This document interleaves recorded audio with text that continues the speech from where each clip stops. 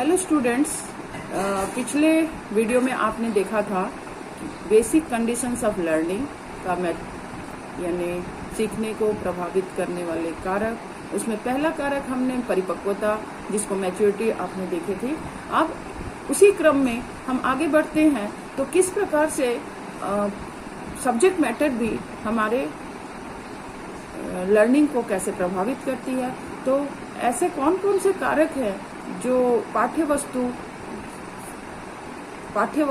वस्तु भी सीखने को प्रभावित करती है।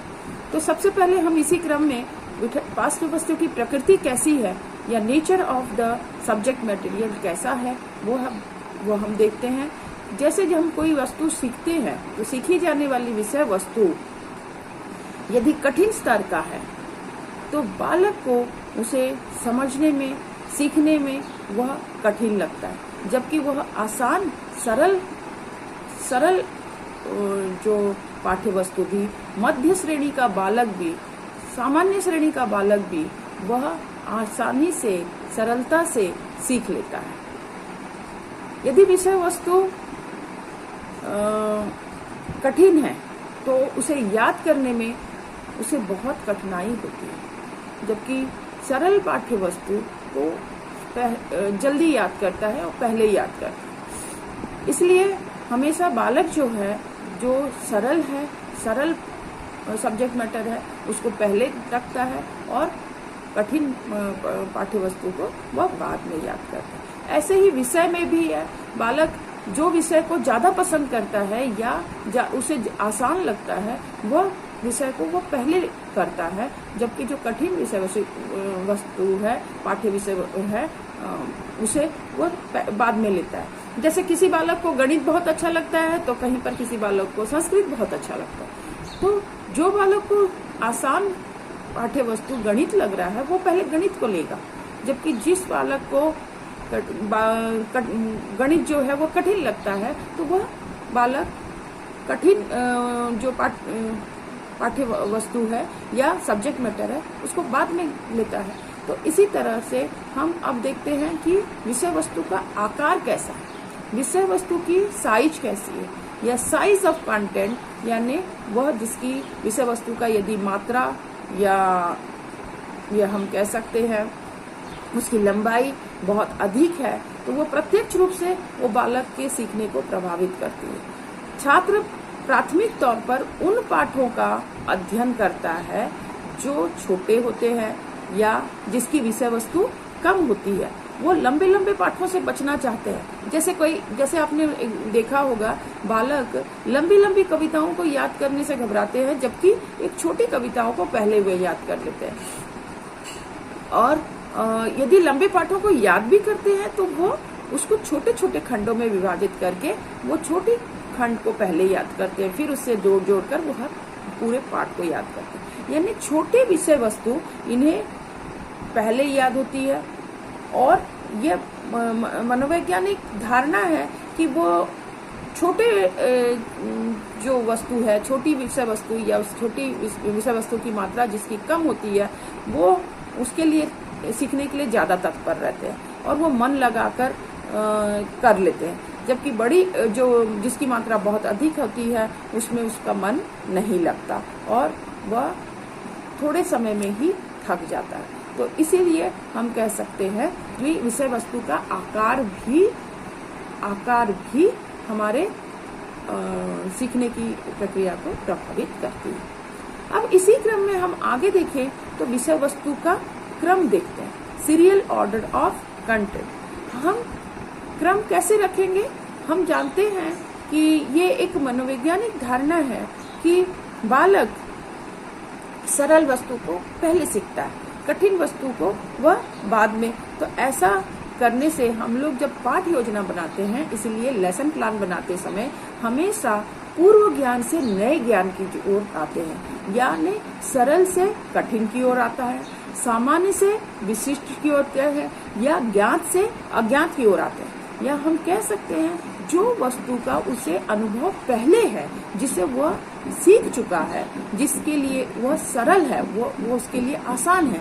अब उस आसान वस्तु को लेते हुए हम आगे बढ़ते हैं और वह कठिन वस्तु की ओर आते हैं या कठिन पाठ्य वस्तु की ओर आते हैं। इसलिए नए पाठ को लाते समय हमें इंट्रोडक्शन के समय, हम लोग जब लेसन प्लान बनाते हैं तो इंट्रोडक्शन के समय हम लिखते हैं पूर्व ज्ञान का हम कुछ परिचय लेते हैं और वो पूर्व ज्ञान को फिर नए ज्ञान से जोड़ते हुए नए पाठ से हम जोड़ते हैं। यानी नया पाठ उनके लिए कठिन है, इसलिए नए पाठ को जोड़ते समय पूर्व ज्ञान को हम ध्यान में रखते हैं, यानी सरल से कठिन की ओर। इसलिए हमेशा हम अपना जो क्रम रखते हैं वह ज्ञात से अज्ञात, सरल से कठिन की ओर लगते हैं। तो इसी प्रकार हम लोग क्रम को ध्यान रखते हैं। उसी प्रकार हम देखते हैं कि जब हम पाठ योजना बनाते हैं तो पाठ योजना में समय समय पर हमने कुछ एग्जाम्पल भी कोट करते हैं, यानी उदाहरण प्रस्तुतिकरण, जिसको इलिस्ट्रेशन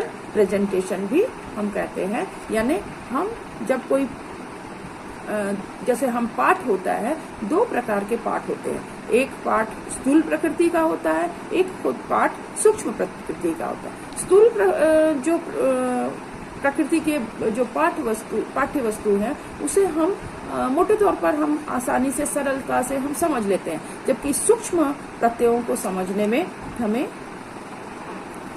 कठिनाई होती है। तो उसे समझने के लिए हम उदाहरण के माध्यम से वह हम सीखते हैं और या हम उसके स्पष्ट करते हैं। तो इसीलिए समय समय पर अध्यापक क्या करता है कि जब पाठ्य वस्तु को पढ़ाता है, जो कठिन पाठ्य वस्तु को पढ़ाता है, ये सूक्ष्म प्रकृति के पाठ्य वस्तु को पढ़ाता है, तो उसे उस समय समय पर कुछ उदाहरण प्रस्तुत करता है। और वह उदाहरण भी किस प्रकृति का होता है, जो उनके दैनिक जीवन से संबंधित होता है या उन्हें उनके वो अपने दिनचर्या में जो काम में लाते हैं। उस समय यह भी देखते हैं कि उसके वो लेवल का है कि नहीं, उसके स्तर का है कि नहीं, क्या वह बालक के आयु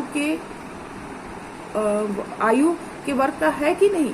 यानी कभी उदाहरण ऐसे भी होते हैं जो उदाहरण हम लोग प्रस्तुत करते हैं वह उस आयु से या तो बहुत हाई स्टैंडर्ड का होता है या उसको बिलो स्टैंडर्ड का होता है। जब हाई स्टैंडर्ड का होगा तो वो उससे ऊपर चला जाएगा, वो उसे समझ नहीं आया। और कभी बिलो स्टैंडर्ड का हो जाता है जो कि उसको वो हंसी का पात्र भी बनता है। तो यहाँ पर हमें हमेशा जब भी हम बालक को पाठ्य वस्तु को समझाते समय उदाहरण जब हम प्रस्तुत करते हैं तो उदाहरण प्रस्तुत करते समय हमें ध्यान रखेंगे कि उदाहरण उनके स्तर का होना चाहिए, उनके आयु वर्ग का होना चाहिए। और बालक को जब हम कठिन वस्तु को विशिष्ट से सामान्य की ओर हम लोग पढ़ाएंगे या उदाहरण के द्वारा हम नियम की ओर आएंगे, यानी इन सूत्रों का प्रयोग करके हम पाठ्य वस्तु को हम सरल कर सकते हैं। इसी तरह से पाठ्य वस्तु हमने जो देखा, पहले उनकी प्रकृति कैसी है, उनका आकार कैसा है, उनका क्रम कैसा है, या हम उनके कह सकते हैं कठिनाई का स्तर कैसा है, या हम उनको कह सकते हैं कि उनकी भाषा। अब इसके बाद में एक क्रम हम लिखते हैं कि उनकी भाषा शैली, पाठ्य वस्तु की भाषा शैली भी कैसी है, लैंग्वेज स्टाइल कैसा है। तो हम देखते हैं कि कभी कभी कुछ लेखक अपने पाठ्य वस्तु को वो इतनी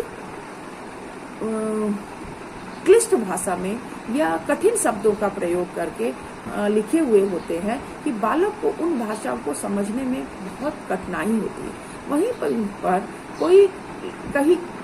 कई लेखक ऐसे होते हैं कि जो पाठ्य वस्तु को इतनी सरल भाषा में बालकों के समक्ष प्रस्तुत करते हैं जिससे कि बालक बहुत आसानी से, सरलता से वह उसे सीख लेते हैं। यानी हम कठिन भाषा एवं लंबे लंबे वाक्य सीखने में हमारे अवरोध उत्पन्न करते हैं। इसलिए हमारी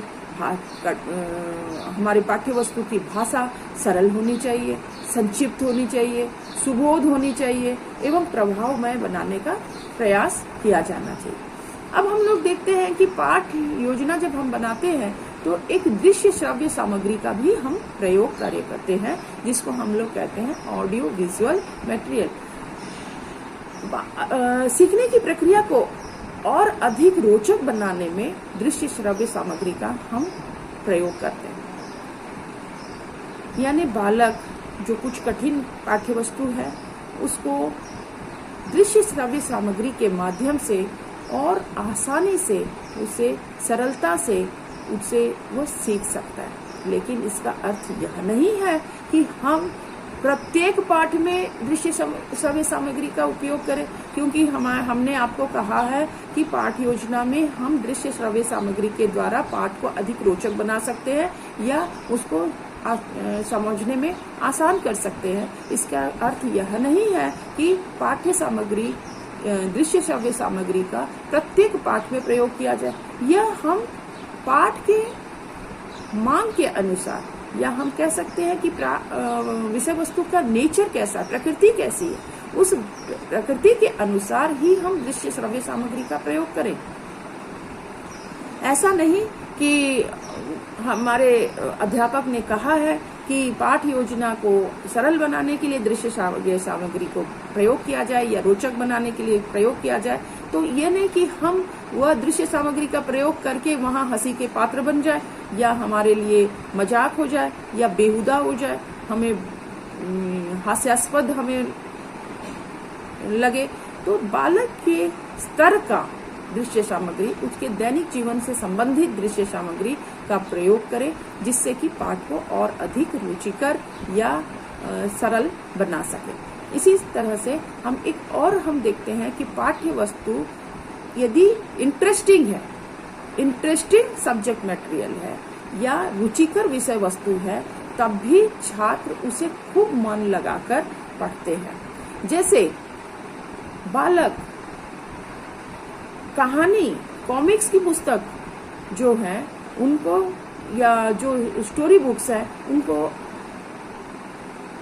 ज्यादा पढ़ते हैं बनस्पत जो हमारे स्कूल के जो बुक्स है उन्हें, अपने जो पाठ्य वस्तु है उसको पढ़ने में वह उतना ध्यान केंद्रित नहीं करते, क्योंकि उन्हें इंटरेस्टिंग वह स्टोरी बुक लगती है। इसीलिए वह जो पाठ्य, जो हमारे अपने स्कूल के सब्जेक्ट है, उनके पाठ्य वस्तु है, उससे वो उबते हैं, उनमें वो उनका इंटरेस्टिंग नहीं लगता, इसलिए वो थोड़े देर में ही पढ़कर वो थक जाते हैं। जबकि स्टोरी बुक दिन भर पढ़ते रहते हैं पर वो थकते नहीं है, क्योंकि उससे उनका इंटरेस्टिंग लगता है। इसीलिए इसी दृष्टि से हम कहते हैं कि पाठ्य वस्तु को भी रुचिकर होना अत्यंत आवश्यक है, क्योंकि शिक्षण भी एक कला है। अर्थात अध्यापक कक्षा शिक्षण करने से पूर्व छात्रों में विषय के प्रति गहन रुचि उत्पन्न करनी चाहिए, यानी अपनी सूझबूझ से विषय वस्तु को रोचक बनाने के भरसक प्रयास करने चाहिए। अब हम लोग देखते हैं कि पाठ्य वस्तु की किस तरह से उद्देश्यपूर्ण हो, विषय वस्तु उद्देश्यपूर्ण हो, या purposiveness of subject matter. Purposiveness of subject matter, यदि हमारा पाठ्य वस्तु को पढ़ने का कोई उद्देश्य नहीं है, तो ये हम अपनी छात्रों की आवश्यकताओं की संतुष्टि तभी हम कर सकते हैं जब उसका वो सरलता से सीख लेते हैं।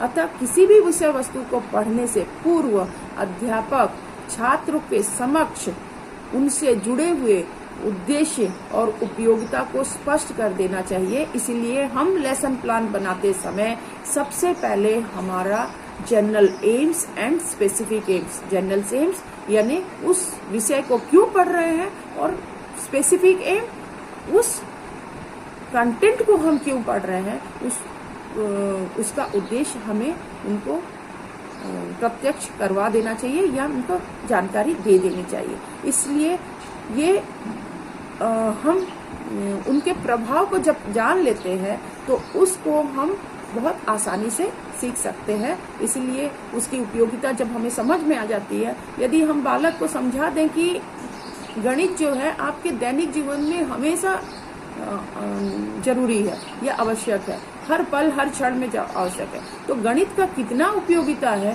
उस उपयोगिता को, या अर्थशास्त्र की कितनी उपयोगिता है, उसको उसको ये समझ बढ़ जाएगी और उस विषय को पढ़ने में उसको इंटरेस्ट लगेगा। तो उसका उद्देश्य हमें दिखाना चाहिए, उसकी उपयोगिता उन्हें बतानी चाहिए, जिससे वह उस पाठ में उसको इंटरेस्ट लगे या रुचि लगे। इसी तरह से पाठ्य वस्तु का कठिनाई स्तर भी किस तरह का हो। यदि कठिन पाठ्य वस्तु है वह आसानी से नहीं सीखता। उसकी प्रत्येक बालक की व्यक्तिगत विभिन्नताएं होती है और इसी कारण बालक एक दूसरे से भिन्न होता है, और इसलिए जो विद्यार्थी किसी विद्यार्थी को कोई विषय वस्तु कठिन लगती है तो कोई वस्तु सरल लगती है। इस तरह से वह बालक यदि कोई बालक को हम समझ ले कि जैसे हमारे पास कोई संगीत में बहुत इंटरेस्ट है तो वह संगीत को वो बहुत जल्दी सीखेगा, किंतु कोई बालक को वहीं पर संगीत का रुचि नहीं है, उसको मैथ्स में रुचि है, तो वो मैथ्स को अधिक जल्दी से सीखेगा। तो इसीलिए कठिनाई स्तर भी हमें देखना है, और इसी प्रकार से स्ट्रक्चर ऑफ सब्जेक्ट मटेरियल देखते हैं। अधिगम प्रक्रिया को सफल या असफल बनाने में विषय वस्तु की संरचना भी प्रभावित करती है। विषय वस्तु की संरचना का सिद्धांतों का पालन करके विषय वस्तु का संगठन करना चाहिए। जैसे कठिन से कठिन या सूक्ष्म प्रत्ययों को समझाने के लिए हम रेखा चित्र का प्रयोग करते हैं, या ग्राफ का प्रयोग करते हैं, या आंकड़े का प्रयोग करते हैं, या एग्जाम्पल का प्रयोग करके उस विषय वस्तु को पुनर्गठन करते हैं। तो इसी तरह से हमने देखा कि विषय वस्तु का भी किस प्रकार से हमारे सीखने की प्रक्रिया को प्रभावित करती है, हम कितना जल्दी हम सीख सकते हैं। तो इस तरह से आज हम विषय वस्तु देखें, अगले अध्याय में इसी प्रकार से हम सीखने की प्रभावित करने के कोई दूसरे फैक्टर्स को हम देखेंगे। धन्यवाद।